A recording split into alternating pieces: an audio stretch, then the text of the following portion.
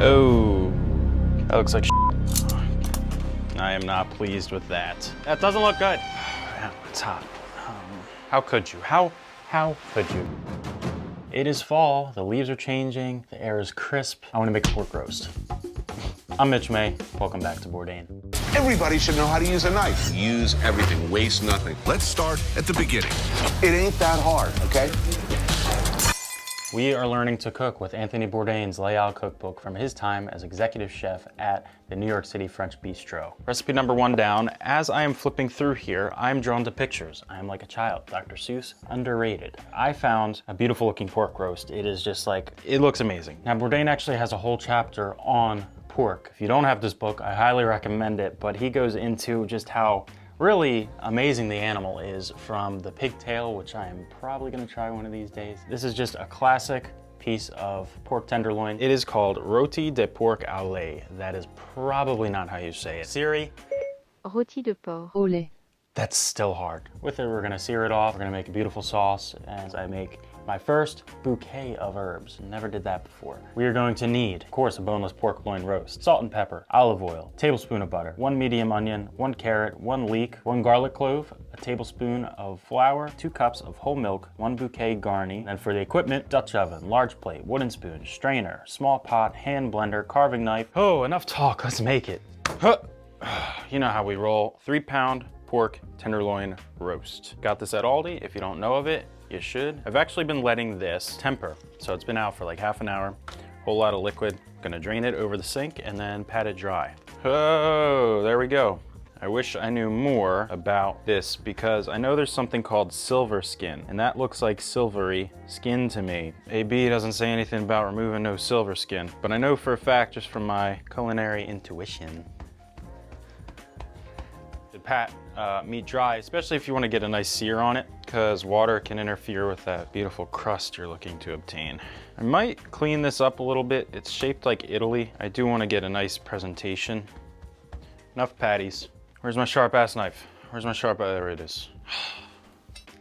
Okay, so, you know, just gonna get rid of some of this excess. Slice, there we go. Alrighty, you know what? Pause. Before we do this, before we get this pork searing and putting me on a time limit, I'm actually gonna cut up the vegetables. Good thing I washed my hands and I'm now touching this contaminated knife. Chop the onion. I learned this from Gordon Ramsay. Seems like the best way to chop an onion to me. Through the middle, the skin.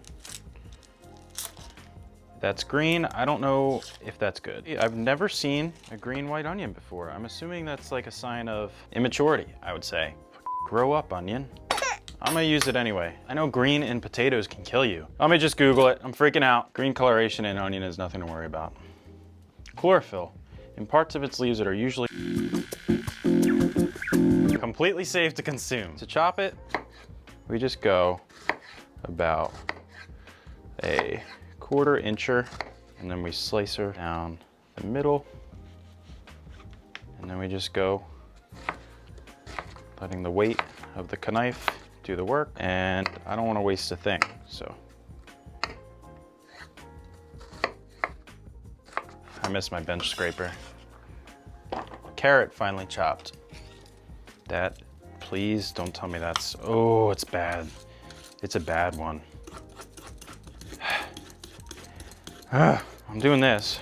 I guess it's a good time to say like and subscribe if you want. I'm just kidding. Something I saw from Julia Child. Line these up.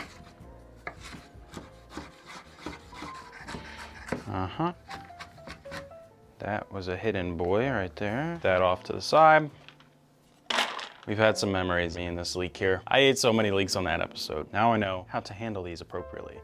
Chop off the stem, still as hard as I remember. There we go, that's what she said. Now, white part only. White part only, I mean, that's green. I'd hate to use such little of it, but finely chop. I don't know how to go about this. Ooh, yeah, I have no clue. Nah, nope, not a clue. Same deal here. I'm gonna chop it down the middle, cut it in half lengthwise, and I'm just gonna go ham. Why is this making me cry? This is making me cry as opposed to the white onion. What the f? Give it a fine Nice. Passable. The garlic clove, finely chopped. The goal with this is to really get better at efficiently cutting things, just like elegantly cutting things as well. Basically, not even give it a second thought. There we are. I just love garlic. You know, it actually seeps through your pores. Quite fascinating. Finally, everything is all chopped up nicely in place. Let's cook this bad boy. Salt and pepper. Now, I'm not gonna be shy. Heat the oil in a Dutch oven. 2 tablespoons of oil, a tablespoon of butter.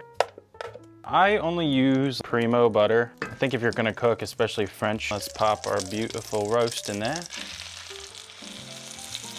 Said 6 to 7 minutes total. 1.5 minutes each side. Oh, I have to say the smell is just like quite heavenly.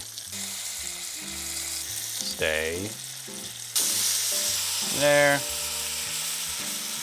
Again, just applying that nice pressure so we get contact with the pan. Oh, looks gorgeous to me. Let that hang out. That is just sexy. We add our vegetables, onions. Stir over high heat until soft and caramelized.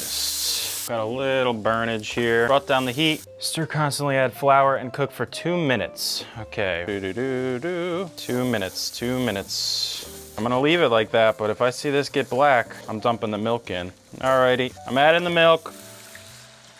This looks so cute, doesn't it? Bloop. Bring to a boil and cook over high heat for 5 minutes. We got a boil, check back in 5 minutes. Add our pork back into the pot. Dude, I have a hunch there's just like not enough liquid in this bad boy. Even a little more.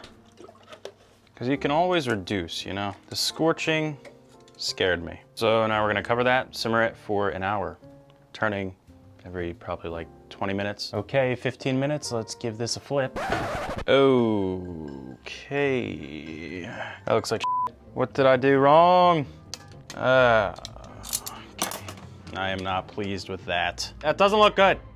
That doesn't look good. Still gonna eat it. Damn, that's hot. I'd say bring down the heat to a 1, because like I think the pork is overcooked too as well. Check back in. See? Yeah. Getting that in there? Yeah. Reduce the heat to a simmer.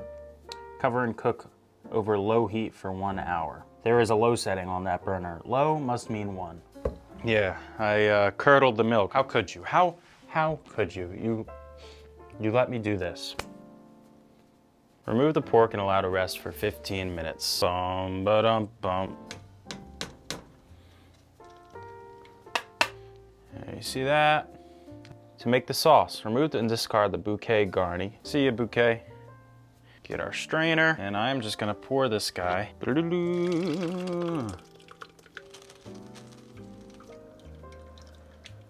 I'm curious why we're straining and immersion blending this, because, oh, puree the sauce until foamy, I see. Check it out, nice little frothiness to it.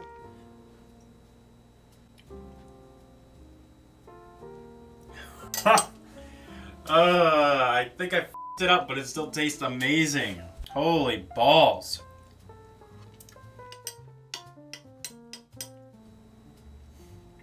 Wow. I'm in shock. I'm in awe. Let's do it.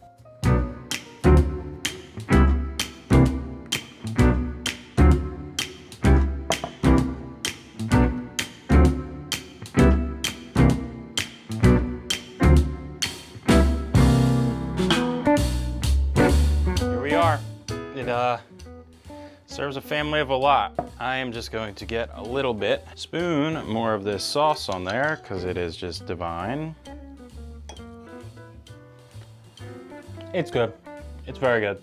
The sauce kind of makes it, honestly. If I were to make it again, get a harder sear on the pork, and it provides a nice little contrast. And number 2, after bringing the sauce to a boil in the crock pot, knock that temperature down to low. But with those mistakes, it's still damn good. If you're into this kind of stuff, like and subscribe. I'd love for you to join my crew, and we are going to keep on moving here, doing Anthony Bourdain's cookbook, messing up, eating it. This was Back to Bourdain.